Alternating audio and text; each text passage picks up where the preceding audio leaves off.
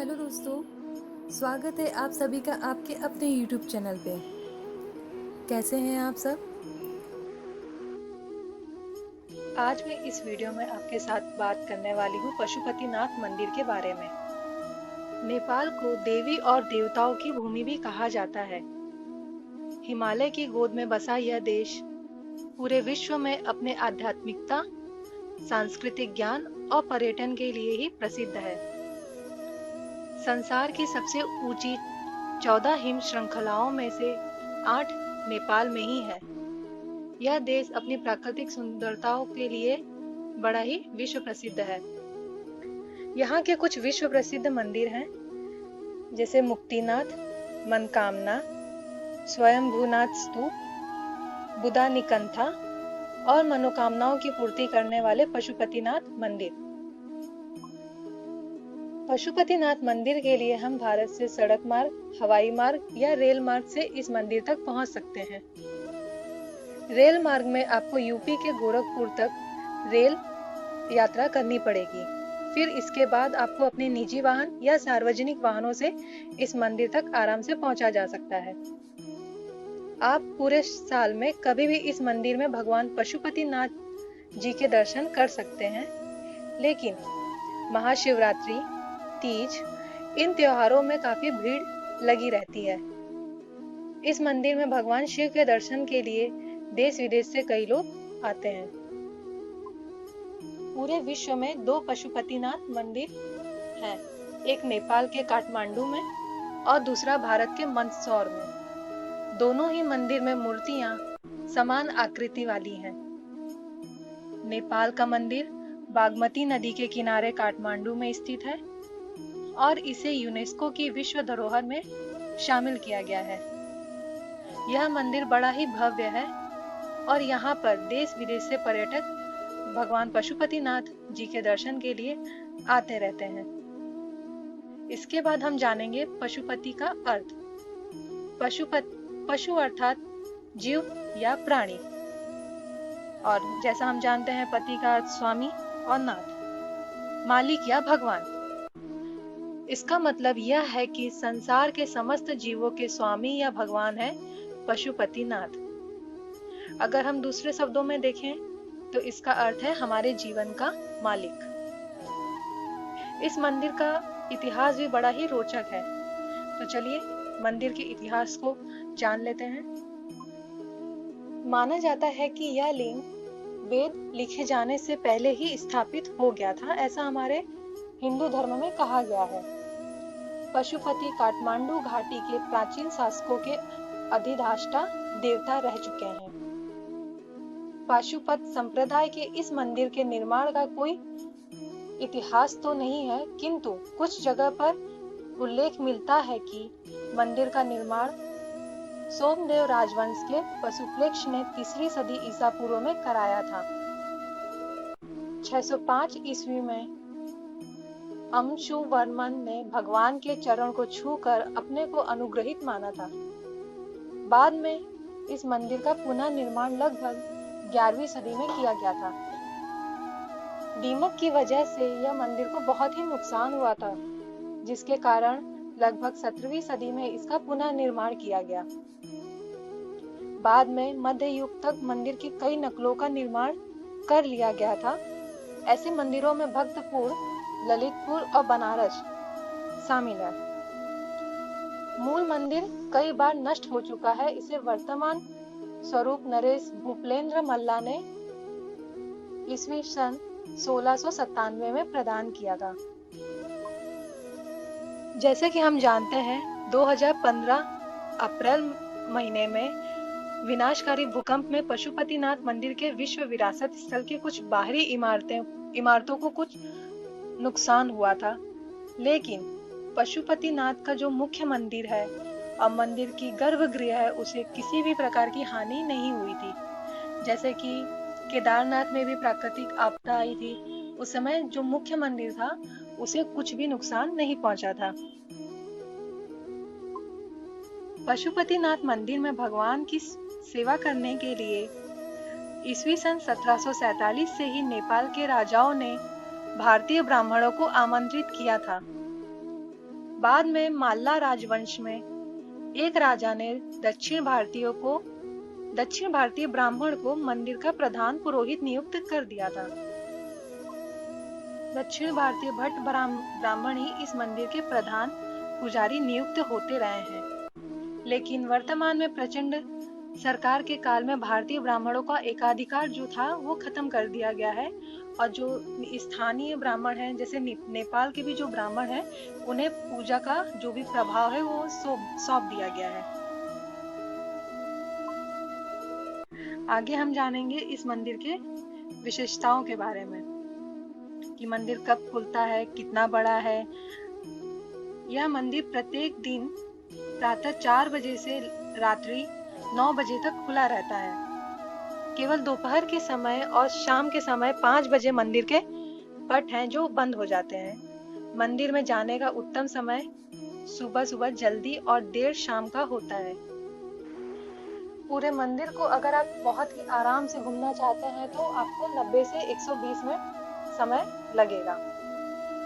नेपाल में पशुपतिनाथ का मंदिर काठमांडू के पास देवपाटन गांव में बागमती नदी के किनारे स्थित है।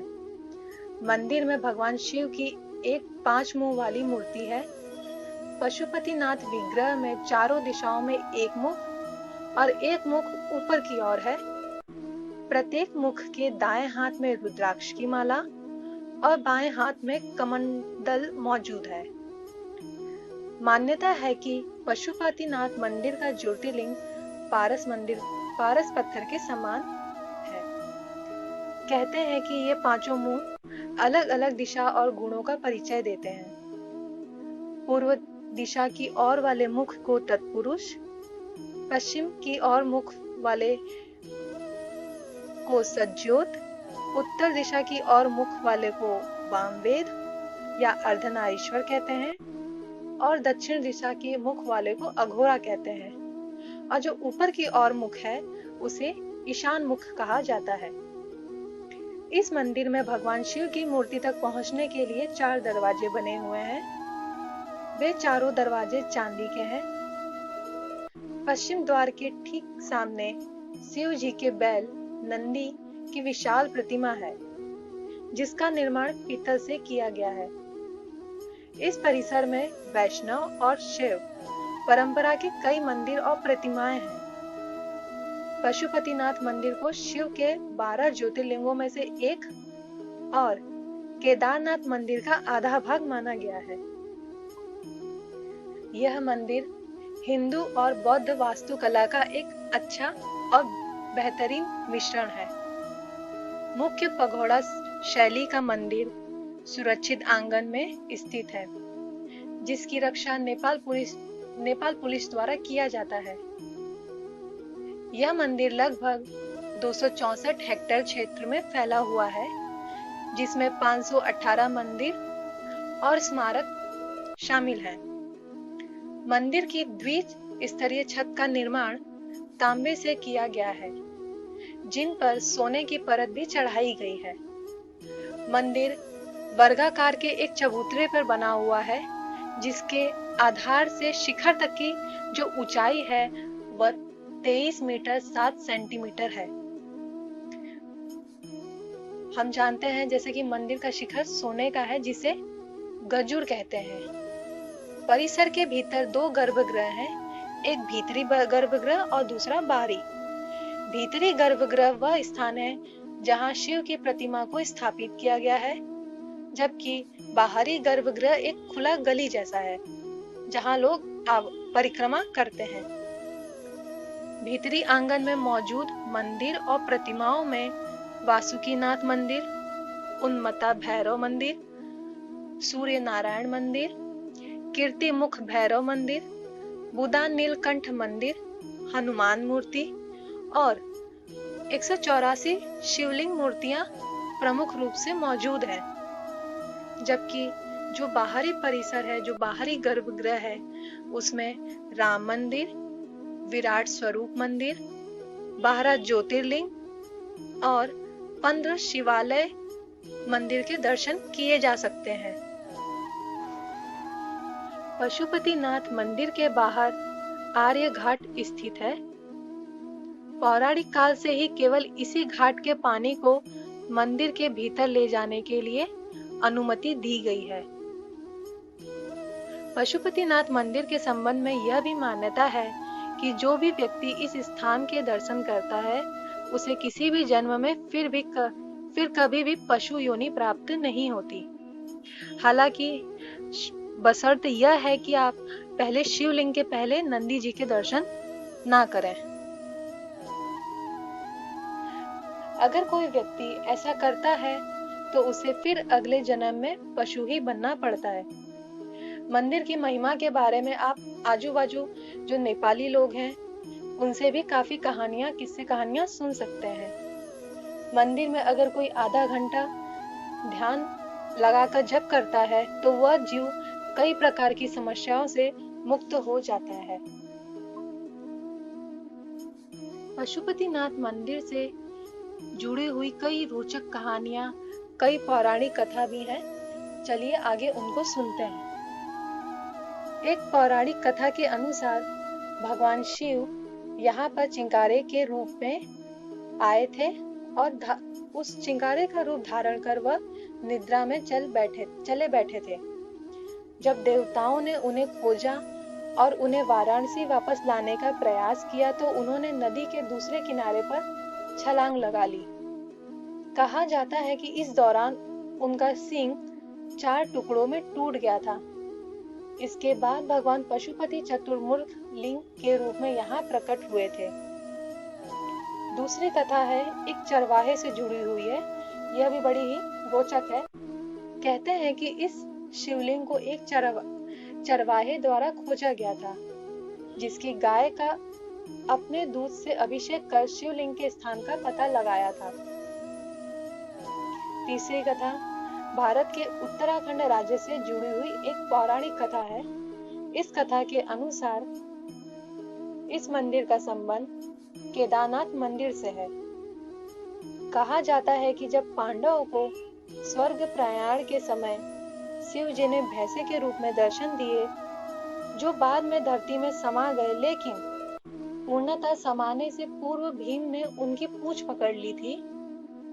जिस स्थान पर भीम ने इस कार्य को पूरा किया उसे वर्तमान में केदारनाथ धाम के रूप में जाना जाता है एवं जिस स्थान पर उनका मुख धरती से बाहर आया उसे पशुपतिनाथ कहा जाता है। तो ये थी पशुपतिनाथ मंदिर से जुड़ी हुई बड़ी ही रोचक कहानियां। तो दोस्तों, आज का आपको ये वीडियो कैसा लगा?